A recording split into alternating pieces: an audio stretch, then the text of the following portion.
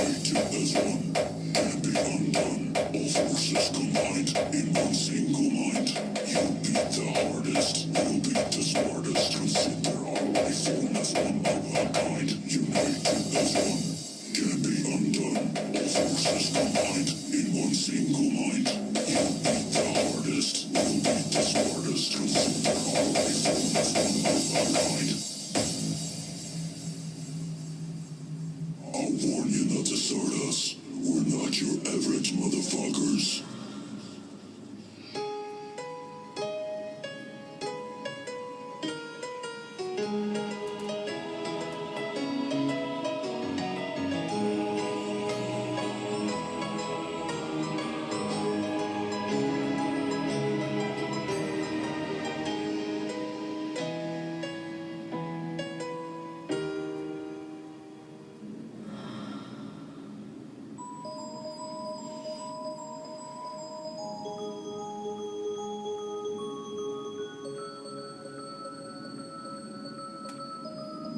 Forever as one.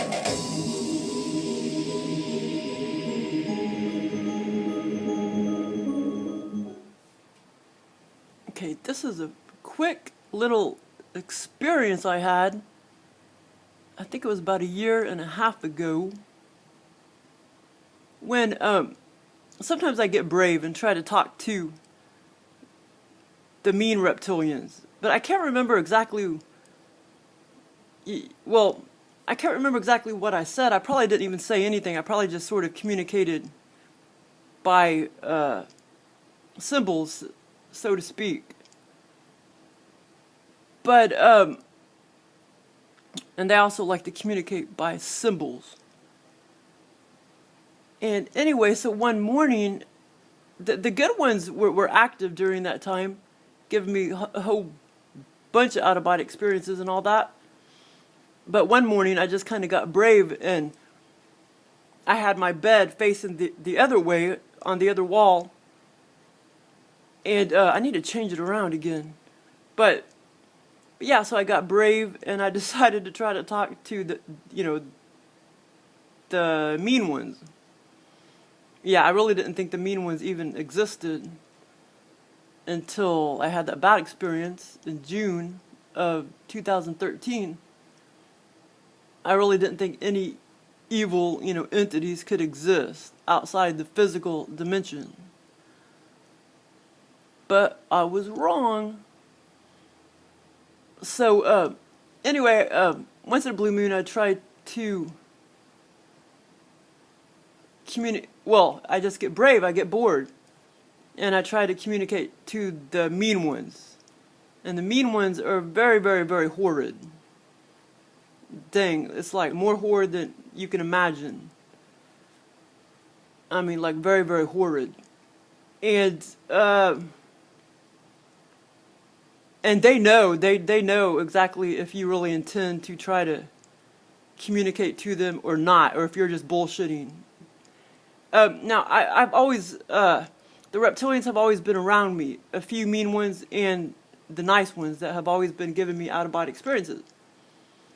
They pretty much are just kind of like me. They have my personality. And they've always been around me. And so when I started talking to them, it's like they immediately started answering. And so, it's no big surprise. They were already there to begin with.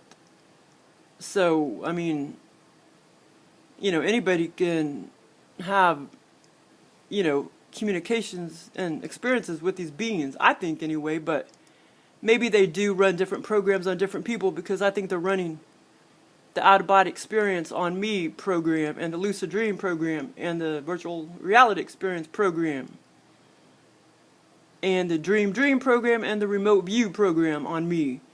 So I could be wrong. But they may be able to give you experiences in other ways. But I totally love the programs I'm running. But, and sometimes I get a lot more out-of-body experiences because I ask for them. Compared to like a long time ago when I didn't know who they were still giving me out-of-body experiences, and I figured it out later, but I wasn't consistently and constantly talking to them for more and more and more. So that's why I get a lot now, because I constantly talk to them. And yeah, if you constantly talk to them and nag them, you will get more out-of-body experiences. And lucid dreams and virtual reality experiences, well, the lucid dreams aren't dreams. They are out-of-body experiences as well. They're ass backwards out-of-body experiences, and some of the virtual reality experiences are ass backwards out-of-body experiences. So anyway, these mean ones are just totally freaking horrid. I mean, beyond anything you can imagine. So, but like I say, I can't remember how I worded it. I didn't really even word it in complete words. You know, I just sort of kind of communicate like with symbols. And they love it when you communicate with symbols, because that's also how they like to communicate. And it's also true that they communicate with rhymes. Yeah, that is true. And it's just kind of funny how in the movie Storm of the Century, he says a lot of rhymes, that reptilian that's manifesting here in the physical dimension as physically, for the time being. He also says some rhymes, because one time they told me this, and this was right before I knew who they were, like probably about a half year or a year before I even knew who they were. I was still living in this house. And one morning they said, see, they've been freaking taunting me and giving me experiences all my damn life. And sometimes taunting me and stuff. So I'm not doing anything different. I just taunt back sometimes. But yeah, you don't really want to do that with the mean ones very often, because they are totally freaking horrid. I mean, it's like, I don't understand it. I don't see how they could be so angry. I mean, they're non-physical, They can have 1,000,000 orgasms per day if they want. Well, I don't think, they don't have time over there.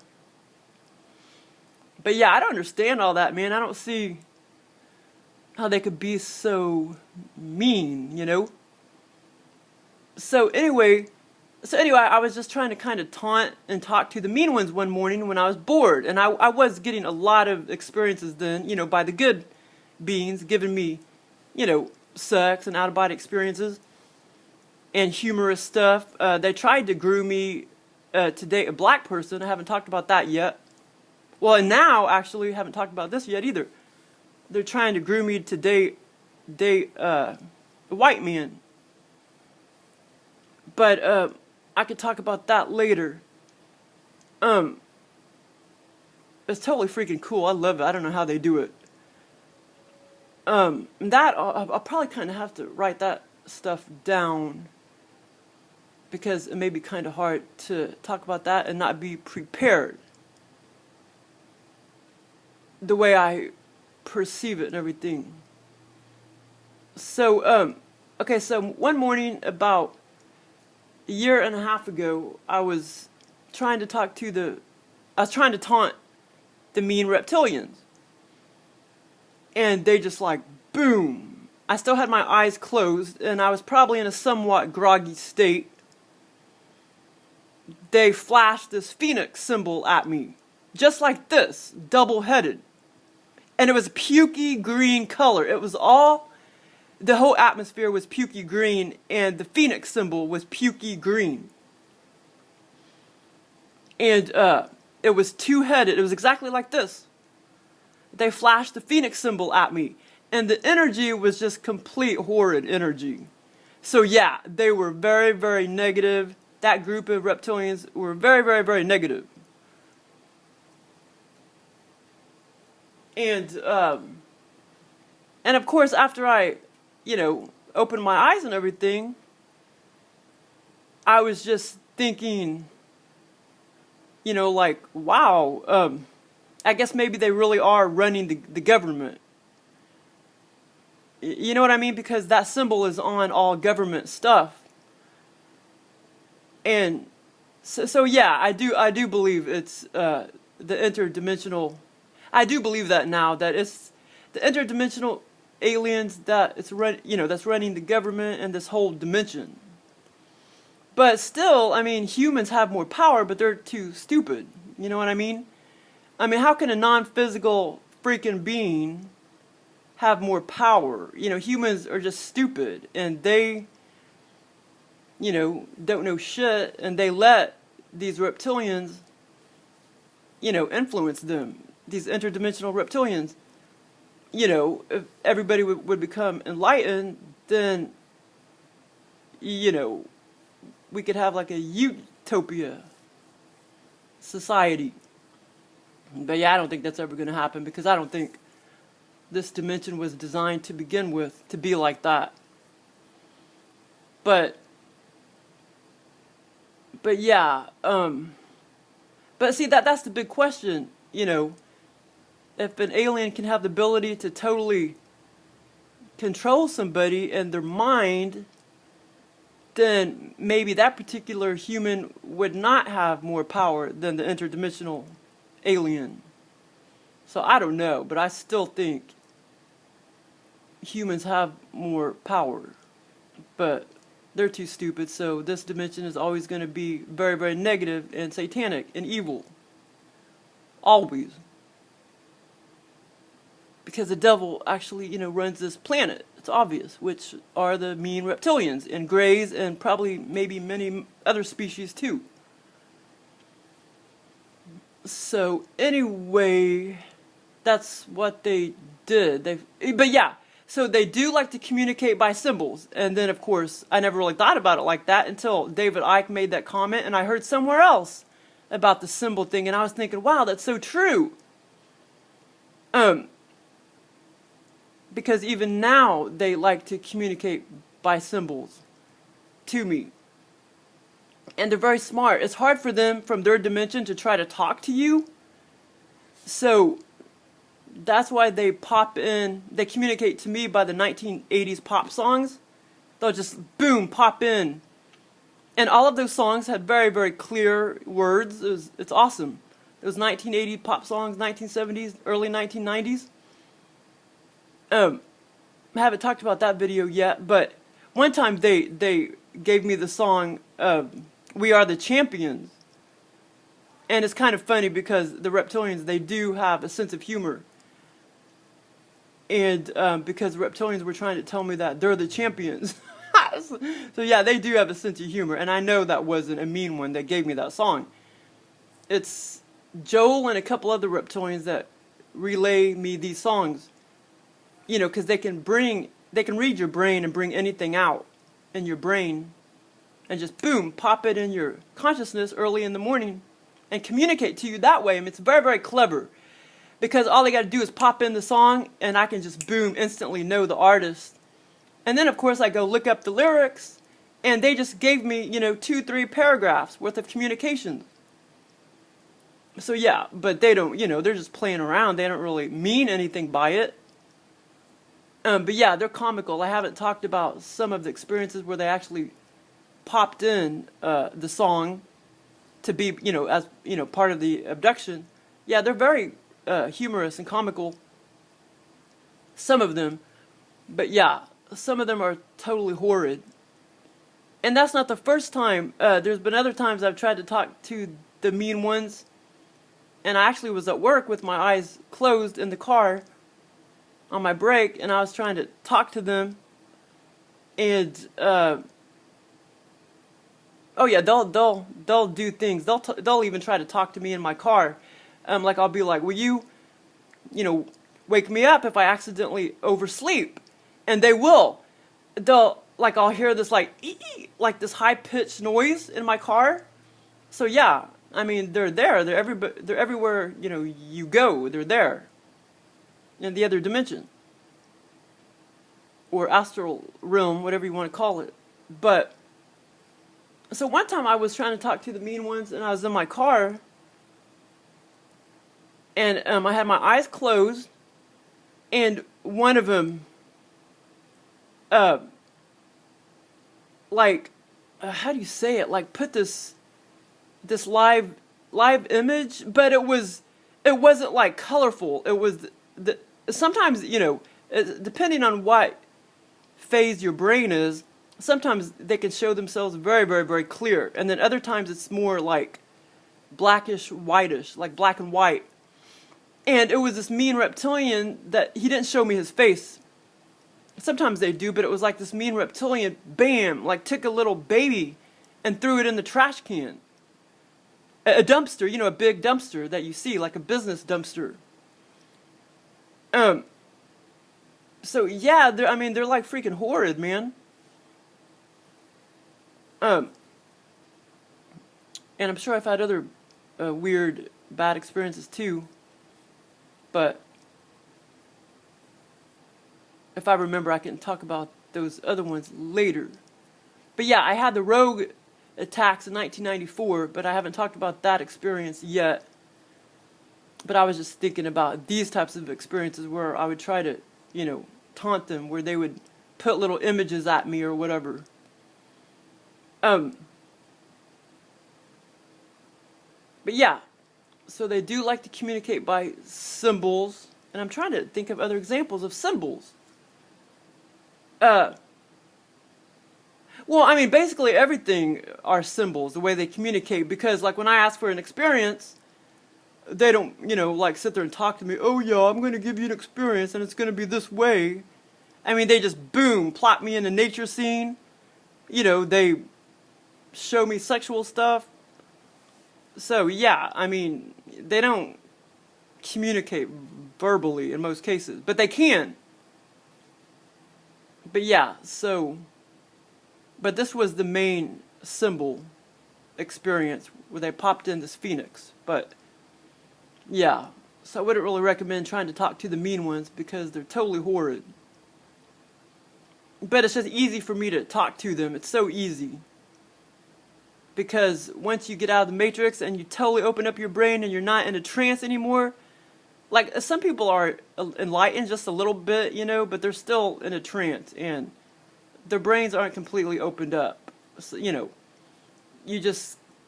got to turn inward and you got to get out of the matrix.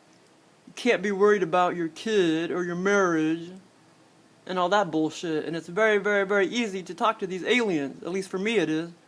But I know it could be for anybody.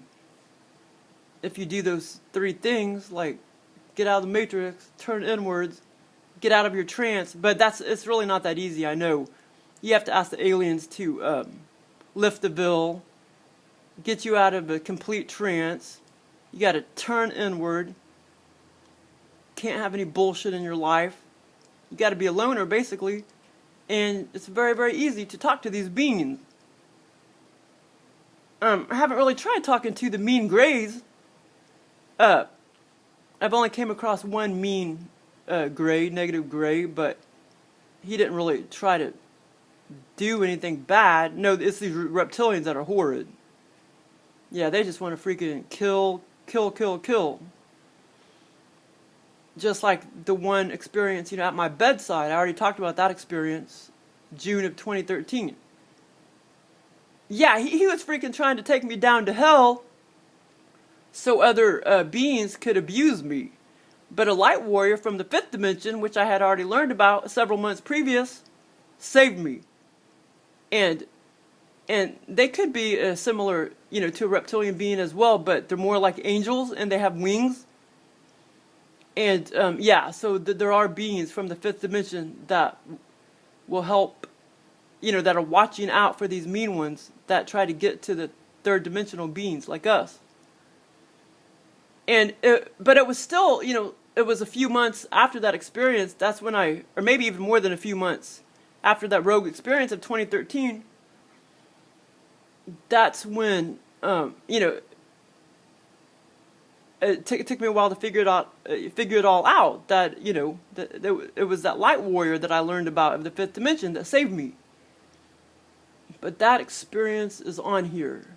But at that time, I was communicating. Well, I was naive then. That was before I started actively talking to them for experiences. I was naive, and I didn't think there was any mean ones out there. And I was deliberately trying to talk to one, for an experience. Yeah, and it just so happened that a mean one showed up. But that was only because he took advantage of the fact that I was all new to this. Because now, I know how to communicate to them, and I weed out the mean ones.